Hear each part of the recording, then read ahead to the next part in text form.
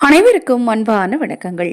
கலியுகத்தின் கண்கண்ட தெய்வமாக விளங்கும் முருகனை வழிபட பல நாட்கள் முக்கியமானதாக கருதப்படுகிறது.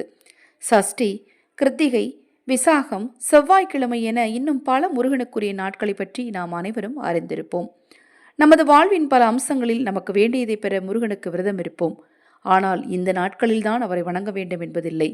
அனுதினமும் அவன்தாள் வணங்கி வழிபடுவதன் மூலம் நம் தலையெழுத்தே மாறும் அற்புதம் கூட நமது வாழ்வில் நிச்சயம் நடக்கும். அப்படி ஒரு அற்புதம் நம் வாழ்வில் நடக்க நாம் எப்படி வழிபட வேண்டும்? இந்த பங்குனி மாதத்தில் தினமும் முருகனை நினைத்து ஒரு மந்திரம் மட்டுமாவது சொன்னால் போதும், முருகன் உங்கள் கஷ்டங்கள் அனைத்தையும் நிச்சயம் தீர்த்து வைப்பார். நாம் படும் கஷ்டங்கள் அனைத்திற்கும் கிரகதோஷங்களே காரணம் எனலாம். நவ கிரகங்களும் நம்மை ஆட்டி படைக்கும் தன்மை கொண்டவை. நாம் பிறக்கும் போது இருக்கும் கிரக நிலைகளுக்கு ஏற்ப நன்மை தீமைகளை அனுபவிப்போம். கிரகதோஷத்தை நீக்கி தலையெழுத்தை மாற்றியமைக்கும் பாடலை கூறி முருகப்பெருமானை வணங்குவதன் மூலம் உங்கள் வாழ்வில் அற்புதம் நடக்கும். எப்படிப்பட்ட மோசமான தலையெழுத்து இருந்தாலும் அந்த தலையெழுத்தை நல்ல விதமாக மாற்றுவதற்கு முருகப்பெருமானின் அருள் என்பது வேண்டும். படைப்புக் கடவுளான பிரம்மனையே தனக்கு அடிபணிய வைத்த பெருமை முருகப்பெருமானுக்கே சேரும். எனவே முருகப்பெருமானை வணங்குவதன் மூலம் பிரம்மனே நமது தலையெழுத்தை மாற்றி அமைத்து தருவார். நாம் தலையெழுத்து மாற தினமும் இந்த ஒரு பாடலை பாடி முருகப்பெருமானை வழிபாடு செய்யணும்.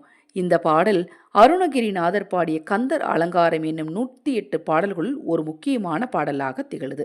இந்த பாடலை இந்த பங்குனி மாதத்தின் முதல் நாள் இரவு தவறாம முருகப்பெருமான மனதார வேண்டிட்டு சொல்லுங்க. முடிந்தால் பங்குனி மாதத்தின் 30 நாளுமே இந்த பாடலை நீங்கள் பாடலாம். இந்த பாடலை நான் உங்களுக்கு பாடியும் காட்டுறேன். இந்த ஆடியோக்கு கீழே டிஸ்கிரிப்ஷன் பாக்ஸில் டைப் பண்ணியிருக்கேன். இந்த பாடல் வரிகளுடைய அர்த்தத்தையும் சொல்கிறேன். இந்த பதிவை ஸ்கிப் பண்ணாமல் கேளுங்க. செயல்பட்டழிந்த செந்தூர் வயற்பொழில் தேங்கடம்பின் மால்பட்டழிந்தது பூங்கொடி யார்மனம் மாமயிலோன் வேல்பட்டழிந்தது வேலையின் சூரனும் வெற்புமவன் கால்பட்டழிந்ததிங்கெஞ்சலை மேலையன் கையெழுத்தே.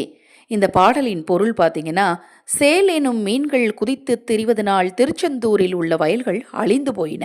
மலர்கொடி போன்ற பெண்களின் மனமானது சோலையில் உள்ள இனிமையான கடம்ப மலர்களை விரும்பியதால் அழிந்து போயிற்று.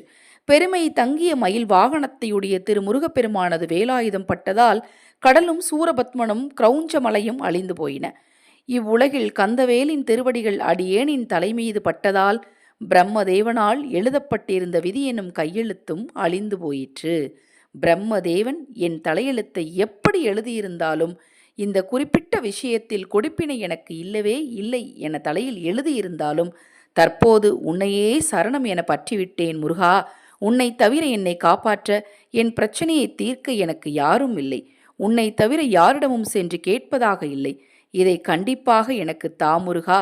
என் தலையெழுத்தை நல்லபடியாக மாற்றி இந்த பிரச்சனைகளிலிருந்து என்னை விடுவித்து நான் வேண்டும் வரத்தை எனக்கு அருள் செய்யும் முருகா என வேண்டிக் கொள்வதுதான் இந்த பாடலின் பொருள்.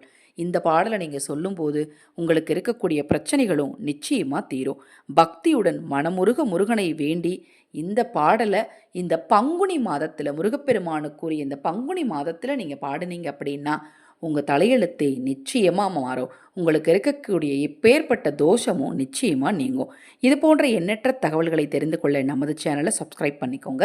பணம் செய்கிற பணவசியம் உண்டாக பணவசிய அக்ஷய மூட்டை உங்களுக்கு தேவைப்பட்டாலும், சர்வமும் சகலமும் வசியமாக சர்வசகல வசிய தாயத்து உங்களுக்கு தேவைப்பட்டாலும் 9344692042 இந்த வாட்ஸ்அப் எண்ணுக்கு தொடர்பு கொள்ளுங்க.